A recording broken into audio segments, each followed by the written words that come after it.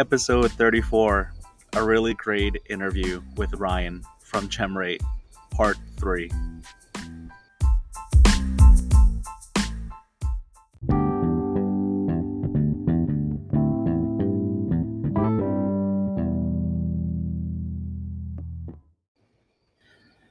Welcome to episode 34 of The Card Diary by Javier Thompson. I am your host, Danny Cards, the self-proclaimed jack of all trades, master of none. And as I like to paraphrase Jay-Z, you could be listening to any podcast in the world, but you're here with me for the next something minutes. Maybe it's going to be less than an hour. But you're here with me, and thank you so much for doing so. So this is part 3 of my chat with Ryan from GemRate. And I don't know if you could hear it when I did the intro this time, but I started laughing a little bit when I started doing this title because when I heard the audio back for this third part, I couldn't help but think how fun our conversation was because here's this serious data junkie industry insider guy, and we were just cracking jokes. And I'll be honest, that was my favorite part of this recording and any recording. It's just hanging out, having fun. And honestly, I could go a while here about how some people just sap the fun and life out of this hobby by taking everything way too seriously. But instead, I will just say this. If you liked parts 1 and 2, you might not like this third parter because it is maybe a little bit more silly. Conversely, for those of you who did not like parts 1 and 2, you might like part 3 for that very same reason. Okay, so as I record this, I wanted to share with you it is the evening of September 1st, and this is the first time I am recording outdoors. I am not in the basement podcast studio with laundry going in the background. I am in my backyard. It is a zero humidity, 74 degrees, clear skies. We just had dinner al fresco outside with the neighbors a couple of hours ago, and it is just the perfect evening. So I thought to myself, how do I not record outside after the kids are asleep and everyone's just kind of like winding down for the night? So life is good, and I will say, if I listen back to this audio and it is truly terrible, I will go ahead and record this again. I'll wait for the dryer to finish downstairs in the basement. But if there's just sounds of crickets or the HVAC, the air condenser unit going on in the back, I'll just roll with it. All right. So the other thing I'll share is a little behind the curtain for those of you who like to know that kind of thing. I meant to record this intro last night. I'm trying to do my 2 times a week schedule where the first recording is published or sent out Sunday evening for people who are starting the work week. And then my second one, I try to do Wednesday evenings. I don't know. Sometimes I guess I don't do it that well. Or Thursday evenings, but right now it's a Friday evening. I did mean to record this intro last night on August 31st, but I started watching my Florida Gators play. They had an evening game. It was a Thursday game, and they played their first game of the season against the 14th ranked Utah Utes. And I will very much admit, I completely fell asleep sometime in the fourth quarter. They were just getting it. The score doesn't belie how terrible that game was. There was this one time when the Florida Gators got called for like 2 players were in the same number jersey. Like, how does that even happen, right? So anyway, but what this did make for a really cool timing is this afternoon, the afternoon of September 1st, Ryan from GemRate came out with the data for the month of August for the top 4 grading companies. So, kind of like worked out. So I made a post about this on Instagram. So I'll just share my 5 takeaways here. The first is PSA's market share from the standpoint of number of graded cards, because I don't think I made that clear in my post, but it was 80%. And I know that there are many different ways to measure market share, like revenue and like just money. But when it comes to the number of cards that were graded, I basically just added up the 4, and then I divided by by PSA's number. So I'm just trying to pull that up right now on my phone. Let's see, July, August. Here we go. Yeah, I just added up 1.23 million. Oh, I totally messed it up. No, I didn't mess it up. 1.23 million, 118,000, 106,000, 5,000. So I added all those four up. I divided by 1.23 million, and I came up with like 79 something percent. I hope the math is right. I'm sorry if it's not. Secondly was that Pokemon is graded more than all of the sports combined. Again, if I go to I think it's like, well, I just looked at the different slides that GemRate that Ryan sent out, and I was looking at, okay, here's the items graded for sports and miscellaneous, and then here are the items graded for TCG and non-sports. I added all those up. I was like, yeah, I think that, well, maybe it's not right. All right, it's all good. SGC, I found when I saw the items graded for the month of August in 2023, that they were second by a healthy margin, 112,000 over the third place, which was Beckett, 37,000. Then I'm swiping right, swiping left. Yeah, swiping left. To TCG non-sports, CGC cards was at 93,000. Beckett was at 37,000. SGC was at 6,000. So SGC definitely much more sports heavy than TCG. And same thing for CGC. I mean, when it comes to sports, they were like fourth out of those four. So really interesting to see how, of course, PSA dominating in first place, but how second, third, and fourth shake out for sports and non-sports. I think it's really interesting. And I know some people really like to look at the year-over-year information on the last column all the way on the right. I found that to be really interesting too. Like, I mean, we're looking at really some incredible numbers that I won't get into right here. But, I say all this because grading is here to stay. We know it. I mean, people are just they love grading the cards. I think we all just want to know whether you're flipping or holding. That we just know that. I think that there is a really strong value that comes with grading. I think historically it was meant to be, is this card authentic, and is this, card like, preserved well, and then now it's just, I think it's easier, right? I mean, if you're trying to buy a card online, I think you have more assurances, or you feel more at ease if you try to buy a card on eBay that's slabbed, right, and it has a grade, because then okay, well, I can compare it much more easier. Whereas if it's raw, you have to like really scrutinize the corners and the edges and zoom in, and who knows if you can even tell with the surface because you're not seeing any video, right? So I think that grading is definitely an important thing for liquidity of the market. But again, that's just my opinion. I People are like, what do you know? And it's like, yeah, you know what, you're right, I don't really know much. So here's the thing. Even if I don't know much, I am so happy to get people on the podcast who know a lot, and Ryan knows a lot. The past guests I've had know a lot. The people I'm going to have on know so much. I am so happy to share that I've already started recording with graders from different grading companies. Actually, at the time of this recording, I've done one, and I already have another one planned with another grader, and then I have some presidents of companies who have verbally committed. And I cannot wait for you to get to know these graders. They are not only a wealth of information and knowledge, but they're great at what they do.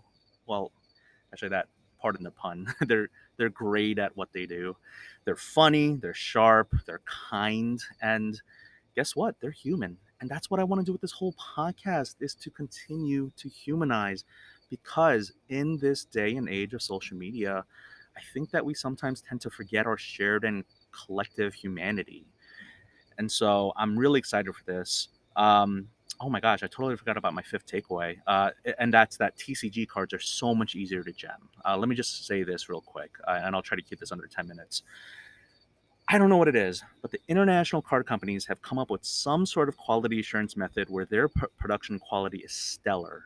Japanese, Korean, German, whatever, all these cards from outside of the US, you can gem these cards. I mean, there's much better chance of like even getting like black label and pristine and all that.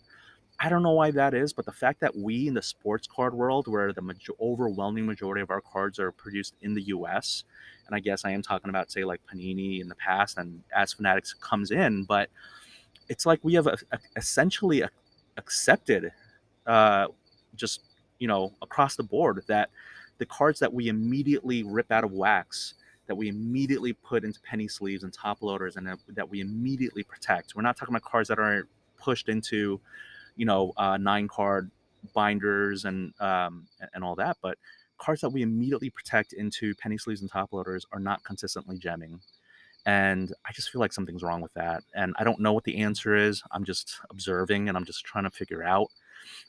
Maybe I can ask some people and figure out what's going on, right? Is it the chromium finish? Is it the diversity of cards that they're making? Like, what is going on with the production of the cards for us to consistently be okay, I guess, as a whole? And why are we okay? I think I'm saying that we're okay because we keep buying it, right? We're just consistently just adding to our collections, and so I think that I would love to get someone in that line of work, card production on the podcast. I don't know if it's going to work, but I will continue to try to find out, right? And continue to, build relationships, build bridges. And that's what I love, is just bringing new voices and different types of people in the industry, in the hobby, to this podcast. I went over 10 minutes. What am I doing here? But I think I heard that my AC condenser unit stop. The crickets are still going. But okay. What the final thing I want to say is, again, just kind of like I was mentioning earlier about the hobby, just people just being the fun police. I'm not going to get into that right now, but I just got to say, let's not forget to keep this hobby fun. This third part, again, it's kind of silly. It's a little bit more hair, down, and just having more fun. Um, but like, let's just not forget, unless you are, I guess, like an industry insider where this is your bread and butter and this is how you make money as a primary source of income for your family, like for the overwhelming majority of us, more than 99% or 99.99%, right? I mean, because there's so many of us just collectors and hobbyists. Let's just not forget to keep this hobby fun. So with that said, let's get to the third and final installment of my chat with Ryan from GemRate. And oh yeah, I think I have an outro. After this chat is done, I think I came up with an outro. So let's see how that goes. All right, enjoy this third parter.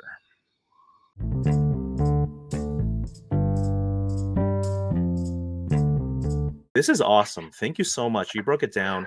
And again, I am listening, actively listening, but I'm using some of my brain RAM, the backup RAM, where I'm thinking about content, and I immediately thought about another piece of content that I might have to push out, where it's almost like Formula One. Like, I don't love Formula One and the cards, but I know that, I've seen the Netflix Drive to Survive series, and what I didn't realize, which is so fascinating to me, is these lower tiered racing companies, they're not trying to win the race. They're just trying to get points so that they are in like the mid tier. So they're not fighting for the Red Bulls and the Mercedes and the Ferraris. They're fighting against each other, like that mid tier. And so when you talk about which games they're playing, it's like, yeah, they don't want to be number one. They're fun, like these. Oh my goodness, what was it called? Like Williamson or Williams Racing Company.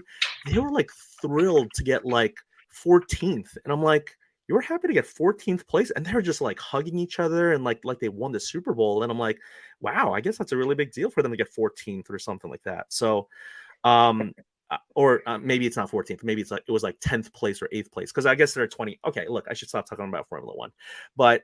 No. But that's exactly right, though. Yeah, it's like yeah. without knowing what the sort of cost structure is and sort of the actual expectations internally and like the goals, it's hard to really evaluate like how well these companies are doing, as it's perceived through their end. Like, what are they? How they may be celebrating when we think that they're like really struggling, and we just don't know. And to your point of like your series you want to do with like the companies and the graders, I would love to hear that, because like you really don't like these are sort of like, people that are kept behind the scenes for a number of different reasons. And so to the degree that you could shed more light on like the ins and outs of it, like we have the benefit of PSA having been public, where I can read their financials and look at their earnings transcripts and stuff like that to understand the ins and outs of it. But like for the most part, we don't understand the ins and outs of a lot of these companies. And I'd love to hear more of it, because I do think it's fascinating. And I think these companies should be a little bit more vocal, because it would help, again, like I think if you think about the premium I mentioned earlier of like how these slabs are sort of Yeah. perceived and priced in the market, like a lot of Right. that comes to be like over communicating and being transparent and like speaking to your audience and helping them, bringing them along on the journey with you rather than just being like, Yeah. here's your grade. Good luck figuring out like why and good luck figuring out like what we're doing. Good luck figuring out how we got there. And so I do Right. think like the more transparent these companies, that's why I think Pete's been really well received in the sense that Yeah.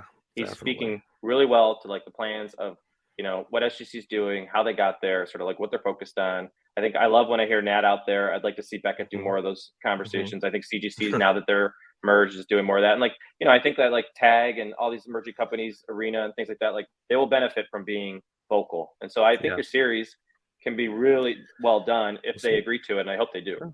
Yeah, we'll see. I don't know if I'm going to be able to get a representative from Frog Tree Grading Company. And G, if you were asking about Frog Tree Grading Company, I just found out that that's an actual thing, or tree frog or frog. When I was at Arena Club, they're like, "Did you know there's an actual frog?" I'm like, "What? That's a thing?"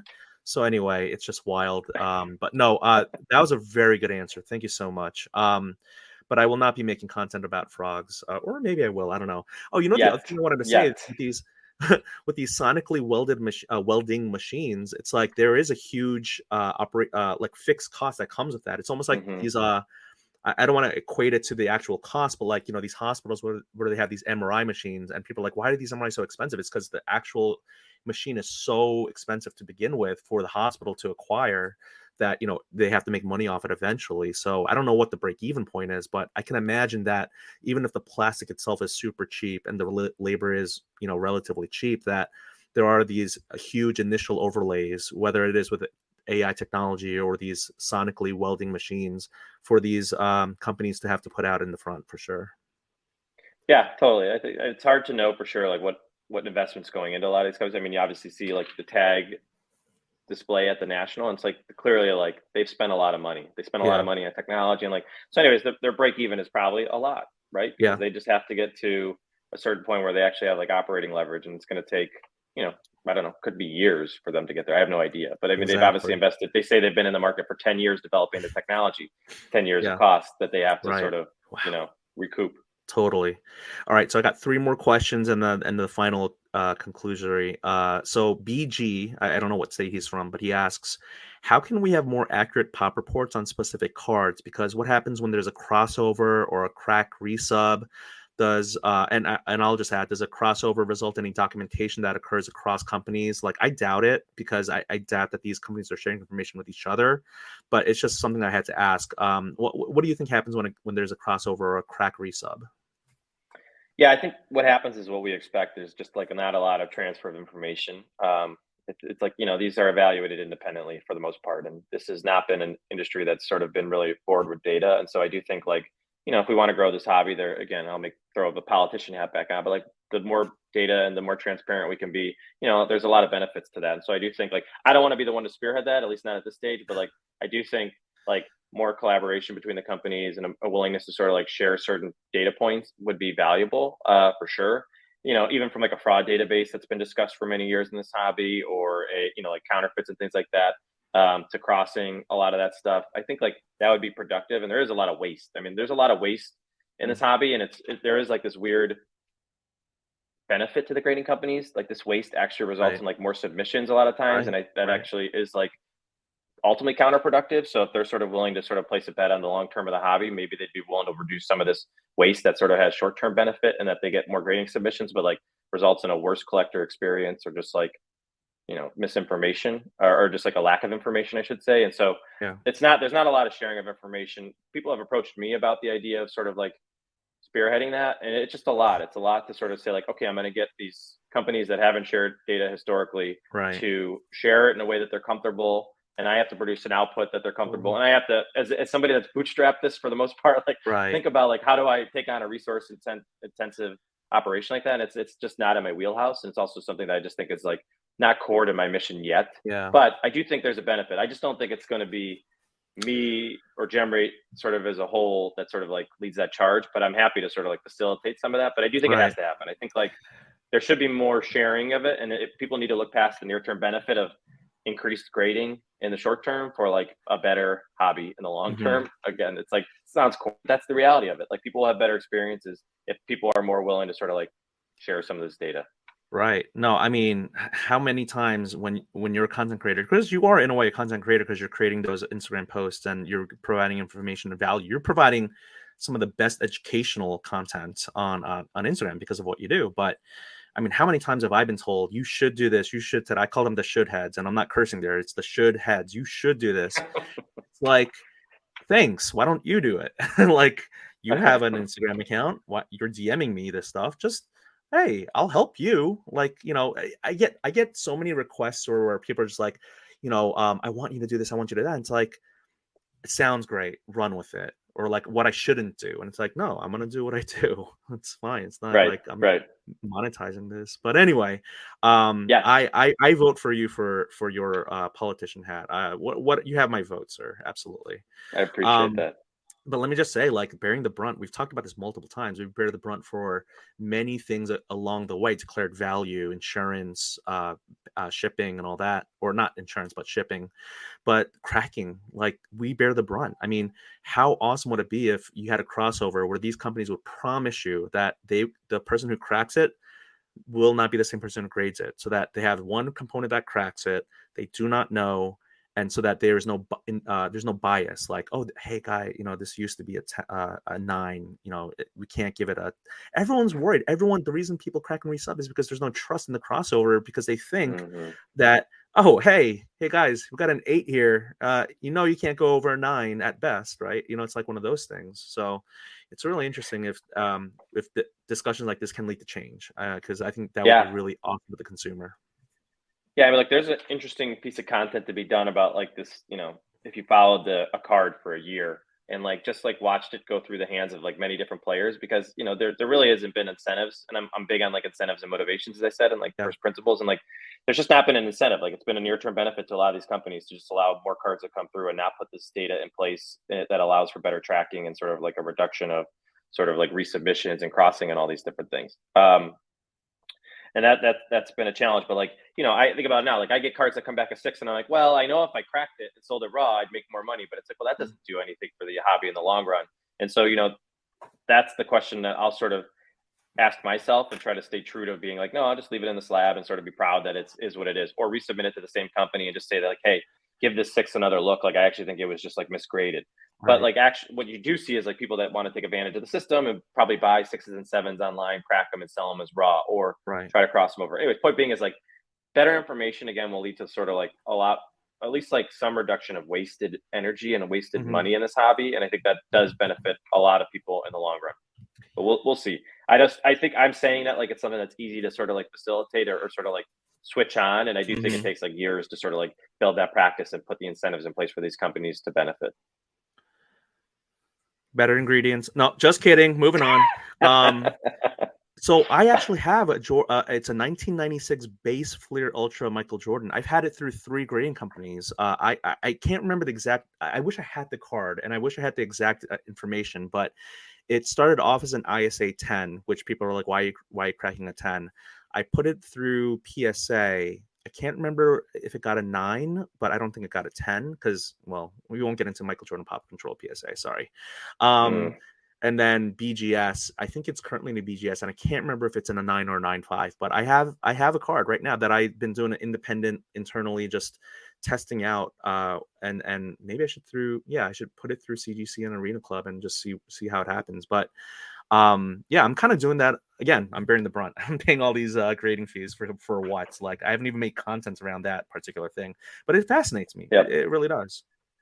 Yeah, and I mean, look, even you doing that, I think there's risk too, because it's like we overlook this in a lot of the content I watch. But like, I've seen people crack these slabs and they're miserable at it, and it's like, you're probably damaging the slab, the card in the process, right? Like, letting that thing fall to the table like you are, not productive, right? That's going to result in a reduction, and that's not on the grading companies. But anyway, it's like, there's a lot of inefficiencies and waste in this industry, and I think that's like a big source of it. And I don't know the answer in the near term, but I do think like there needs to be better collaboration between the companies, and but the incentives have to be there. And when you have one player that candidly dominates the industry, it makes it hard. Like, they have to be sort of the one that leads that charge, and they have to almost take like a near term hit what they're doing to sort of like know that there's a benefit to the bigger picture. And again, Right. I don't know that I think they're willing to do that, but it's also like they've got a lot going on. Is that the initiative Oh, or yeah. sort of the battle they want to fight today? Exactly. So there are two more questions, but I did want to ask you: have you seen that people have been trying to crack slabs by running over them with car tires? Have you seen this?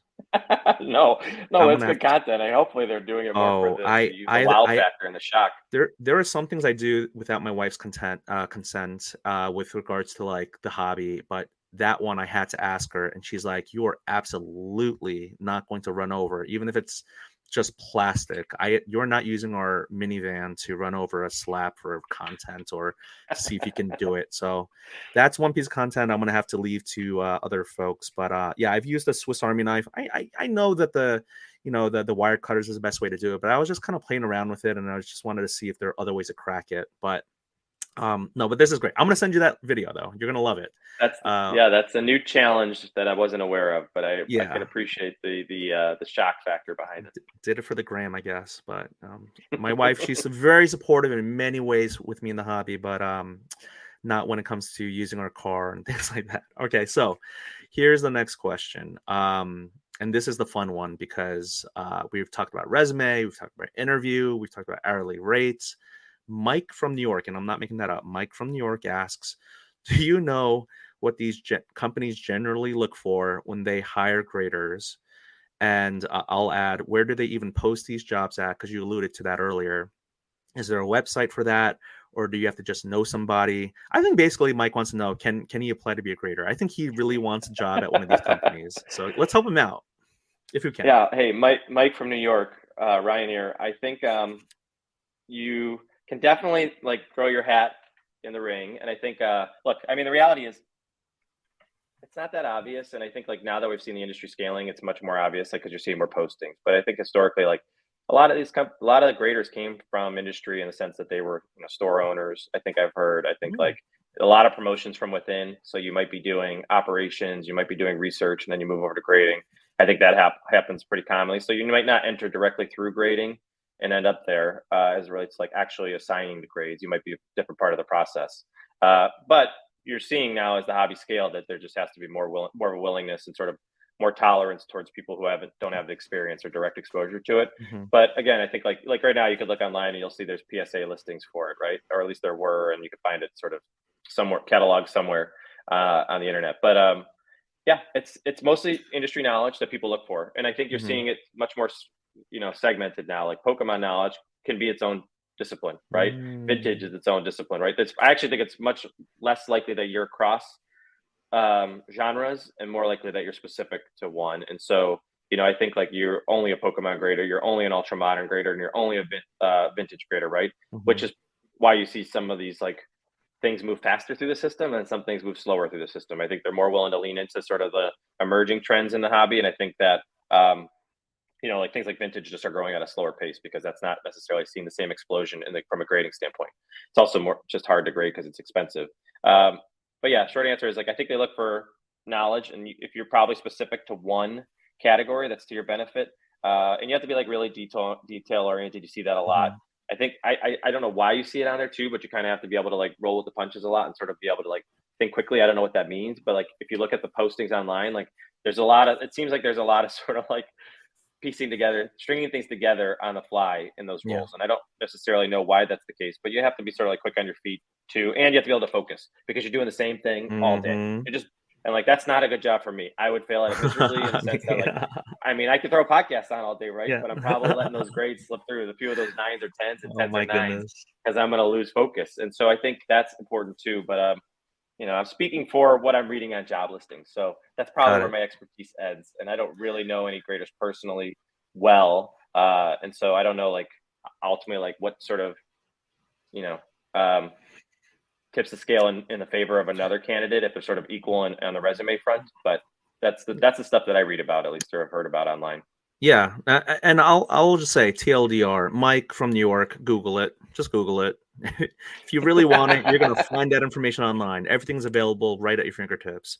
But no, I love the imagery of like a creator at some company right now, literally listening to this podcast and these words coming out of my mouth, and just listening. And if you and I made him laugh in some way and someone's card gets chipped, oh, that would be hilarious. No, not for the person who owns the card, Yeah, but not for the submitter. Yeah. again, yeah, content creation. Okay, so this one is from an anonymous. This person, I won't even say the gender. This person wishes to remain anonymous. It's a really good question. It's a really hard one. Okay, Ryan, I don't know if you're ready for this because I read it. I'm like, oh man, I don't even know how to answer this. So here we go. Are you ready? I'm so ready. All right, this is the second to last. Oh no, this is the last one, and then the what's on the horizon for you. What can GemRate's monthly grading reports teach us about collectors' sentiment in the hobby? Huh. Okay, you actually went with the hard one. I thought you were setting me up for a softball, Like a or really like offbeat question. Sentiment in the hobby. I think that. Oh man, try not to overly generalize. While you think, I mean, let me one just say thing. this. Mhm. I do apologize that this question did come after like I kind of did the show prep note email and you give me the bio, and it was like one of these questions where it kind of came in last minute before and I do apologize for coming late into the studio because I was in the other studio, but I this may be an unanswerable question. I mean, really, like we're talking, like you're a very data driven guy, and I mean, collector sentiment. Like, I mean, nothing against the person asked it because I recorded them very highly, but I'm just I saw this question and I was like, oof, that's a tough one. But I did want to ask it. Yeah, no, I think there's levels to it in the sense of like I think sentiment as a whole is grading pretty popular, right? I think like that's Mhm. the number one thing is like, and there's a whole other podcast we could do about like why people grade and like, whatever. But it's people like grading for a number of reasons, and so grading is very popular. It's been very successful despite sort of the ups and downs over the last few years, and it seems like there's still a lot of momentum there and a lot of investment still going into it. And I think if the grading companies are able to sort of like increase the value of grading beyond just sort of like secondary market prices and like making it more useful for you as a collector, in a number of ways, grading will become even more popular in the long run. So I think sentiment is positive as it relates to that. I think what it teaches you sort of about the pockets of the hobby is just like there's a lot of like fast followers and like people that are like groupthink, right? I mean, like one of the things you have to you have to be first or early, or oftentimes you're in the same boat with a lot of other people where it's like becomes unproductive pretty quickly in the sense of like there's only like a certain threshold of cards that people are willing to sort of like are willing to pay up for up front, and then they sort of get caught up in the rest. They caught up in a sea of sameness, and so like what I just mean by that is like if you're great, that's why base sort of died out. Was like Mhm. people realize like if you get base in early, you can get a pretty quick return. But if you're sort of in like the middle of the pack with that, it becomes really Yeah. hard to move because like the Right. supply becomes out, quickly outgrows demand, and that becomes Right. problematic. But I do think like you see people who are in that race, but don't necessarily like know that they're in it yet. And so, the sentiment I think is just like there's a lot of people sort of moving in a similar direction, Hmm. and the complete, but like I guess where I sort of like to close the loop on that, like not necessarily knowing like where their position is in the race because like all these processes are different. Like you don't know until you sort of like have finished. I'm trying to think of this if I can string this together, but you don't know until you finish like what place you finished in, and you're like, oh shit, Hmm. sorry, oh shoot, It's okay. I did finish, Oh shoot. I did finish in the last There's no later way half of the. there's no way a kid under the age of 8, like whatever, Yes, is listen listening this this long. far into it. If this is for this is like hobbyist Thompson After Dark, because I mean seriously, Yeah. like you've been providing amazing information, but continue, please. Um, so anyways, I think like, you just don't know where you finish until sort of you get your cards back, and it takes a long Mhm. time, and there's a lot of uncertainty in that process. So, but you see a lot of like people moving in the same direction. And then the Mhm. last thing is just sort of like, I think there's a lot of interesting pockets. So like one of the things I do is I publish, some like weekly reports on just like emerging players and Yeah, emerging trends and I've seen emerging it. cards. And you see like one person can move a whole market for a player, and like it doesn't take like you Right. submitting more than like 50 cards of a player to sort of like move that market. So Wow. within that you also find like some of these niches and like these pockets of the hobby that are really interesting, which is like, oh, I'm going to go grade this SI for kids card that nobody's thinking about, or I'm going to go grade Mm. like this sort of like second tier card that I think there's a play on in the market that people aren't necessarily thinking about yet. So anyways, you can kind of like see the big picture macro trends where I think like people, you have to be first, or oftentimes you're not going to be nearly as productive if you're sort of in that second tier. And then there's also sort of like you can be really productive within like a lot of the niches of the hobby, but you have to be a little bit more creative and a little bit more open to sort of like what your sort of array of cards or consideration set is. I don't know.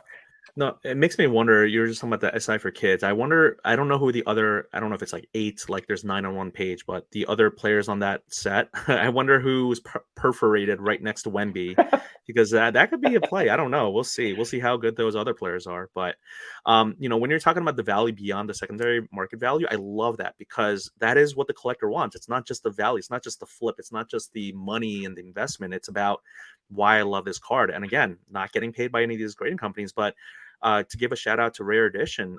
As far as I know, and I don't know much about it, but as far as I know, there's this thing where you can actually record the provenance, or not just the provenance, like any 10-second clip you want. And that QR code in the back can basically take you to that moment that you want to associate a memory with that card. I think that's fantastic. Like, I think, again, if I'm correctly or accurately describing that technology, if you're able to connect memories, because that's what we're going for, we're chasing memories, we're chasing something, our childhoods or whatever, to be able to do that just sounds really cool. Yeah, I mean, look, I think that's really interesting. I think there's a lot of ways that cards can work harder for us. I've said that one other time, I think, but it's like right now the utility is mostly associated with like making money, and that's like,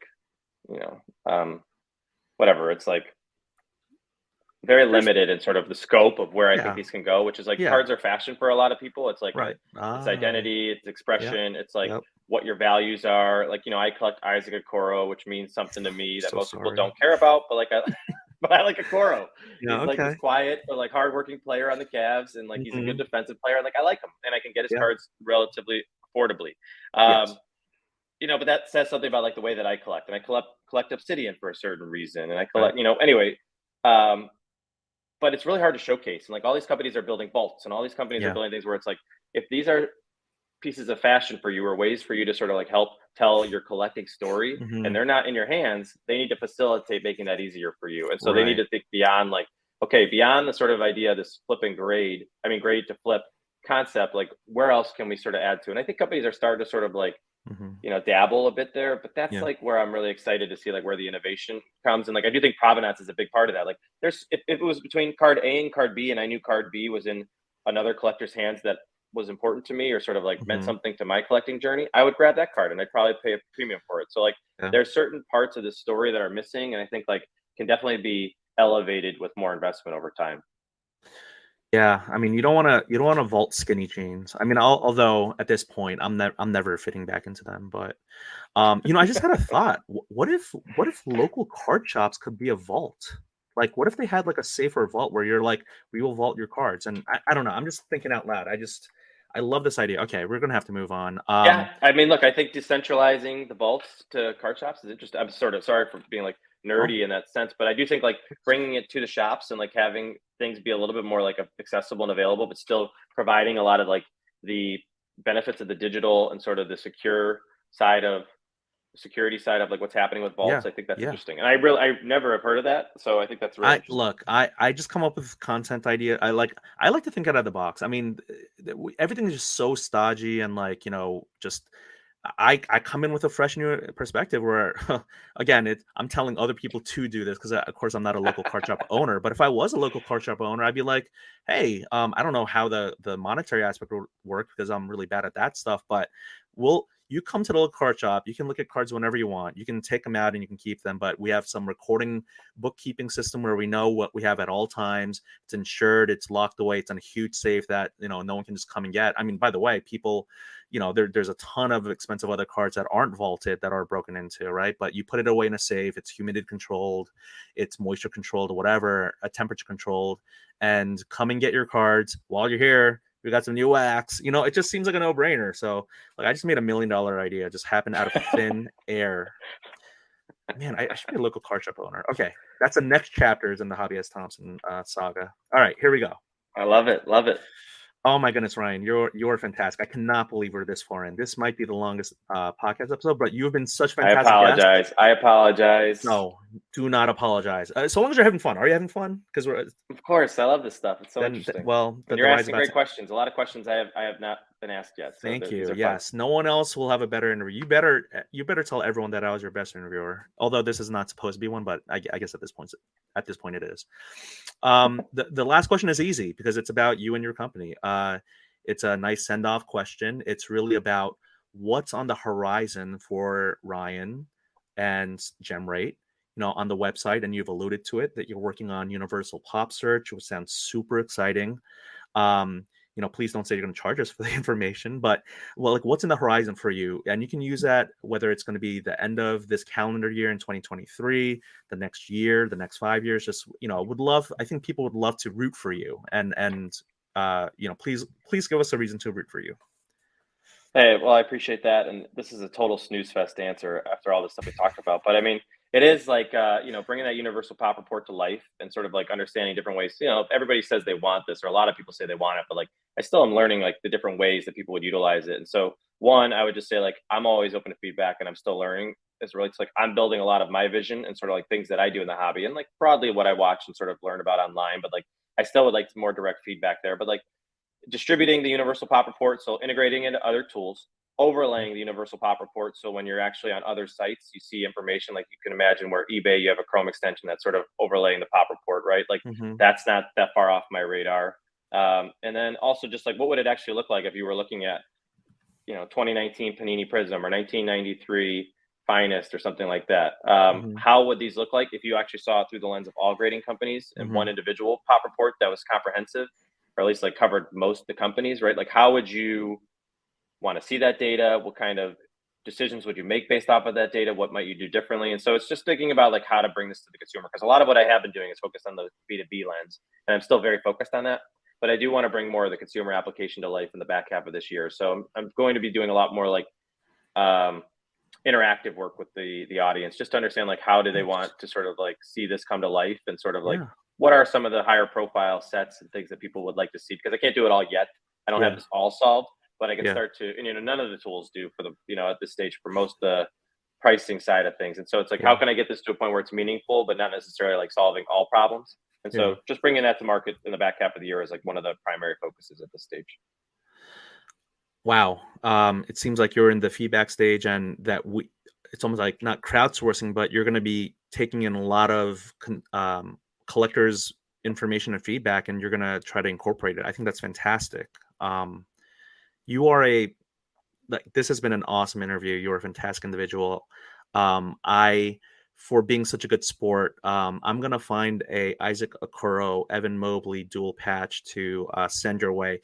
It can't be that expensive, right? I mean, no offense, but I don't know if it exists, but if you find it, it'll be worth it. It's got to be Obsidian. Yeah, Obsidian. That. Rookie. Well, I don't know if it's going to be a dual RPA. I don't even know if that exists, but yeah, Isaac Okoro. I definitely have Isaac Okoro and Evan Mobley's in my PC that are languishing. So I haven't said this to other guests. Maybe I should as a thank yous, but now that I know who you collect, and maybe I'll send something your way. But I wish you the best of luck. Mr. Card Porn, thank you so much for being here. I can't believe that's how this whole conversation started. Amazing. Yeah, no, thanks again for having me on. And I appreciate sort of just the perspective that you brought to this interview, or fireside chat / interview.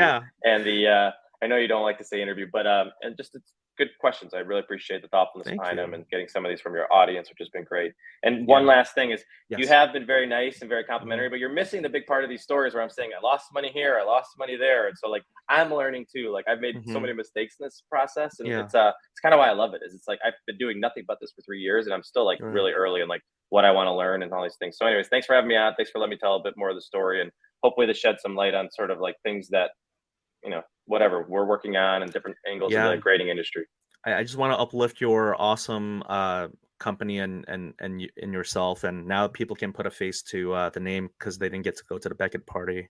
But don't leave the studio. I'm gonna end the recording, but I'm gonna say goodbye here. Oh no, I forgot to press record this whole time. I'm just kidding. I'm just kidding. I've been waiting to do that for someone, but I was like, not that I'm actually quickly. Yeah, I'm looking at the time. Really early on, I was like, oh my gosh, what if this doesn't save? But now that I have like a good process, like watch this one actually not save. But no, You have been fantastic, Ryan. Thank you so much. And I'm going to end the recording now, and we'll just chat after I press this big red button.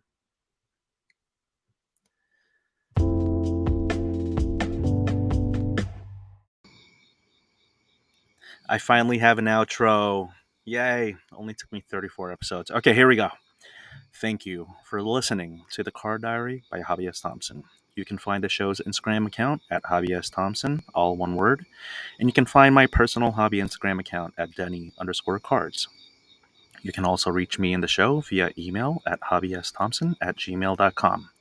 Please send any and all questions there if you don't have Instagram.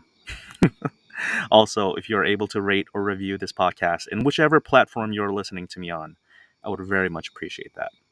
Finally, wherever you are in your cardboard journey, I wish you well, and I am rooting for you.